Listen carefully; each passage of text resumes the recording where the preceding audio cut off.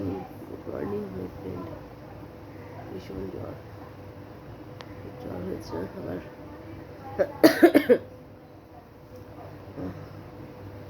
জ্বর হয়েছে আমার। দাদার সঙ্গে ওষুধ নিয়ে এসছে। ওদের সাথে কিছু কথা শেয়ার করার আছে। মেয়েরা কবে স্থির হবে?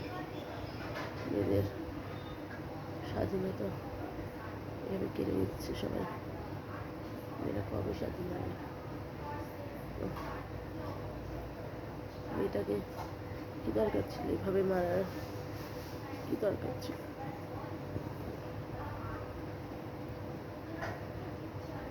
যখন ওকে ওরকমভাবে মারছে, ওর মায়ের মুখটা মনে করছে, মা আমাকে বাঁচাও, আমাকে ছিঁড়ে ছিঁড়ে খাচ্ছে।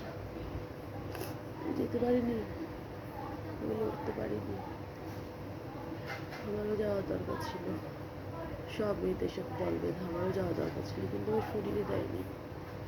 ওই ক্ষমা করুন, তার বিচার হবেই। আমি জানি এই কেসটা আবার ধামাচাপা করে যাবে। আমি জানি, আসলে আমি না মমতা দিদিকে খুব সাপোর্ট করি। জানি না কোনটা ঠিক কোনটা ভুল, জানি না, কিন্তু এটা ঠিক হয়নি, এটা ঠিক হয়নি।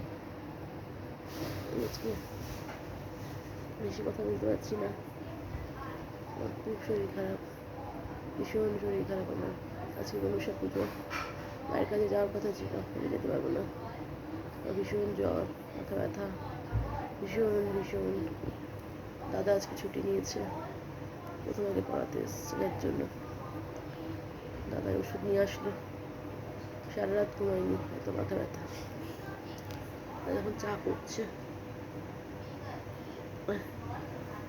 সবাই বিচার বিচার চাই, এটা বিচার হওয়া দরকার।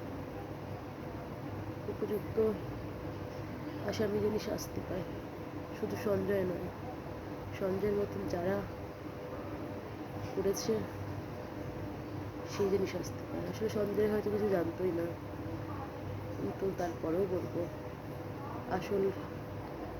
আসল যে আসামি তার জানি কড়া শাস্তি হয়, কড়া শাস্তি হয়। আমিও তো ভেবেছি জীবনে আমার মেয়েকে ডক্টরি পড়াবো। আমার মেয়ের তো জীবনের এই আজকে ডক্টরি নয়, যে কোনো ক্ষেত্রে চাকরি হোক, আমার কবে সেফ হবে, এটা হওয়া উচিত হয়নি। আমি আজকে এই শরীর খারাপের ভিডিওটা দেওয়ার একটাই উদ্দেশ্য, তোমরা হয়তো ভাববে যে আমি নেই কেন, বা তোমরা আমার খুব কাছের বন্ধু। আমি এই কারণে নেই, আমার ভীষণ শরীর খারাপ, ভীষণ। আমি কথা বলতে পারছি না, আমি একটু সুস্থ হই।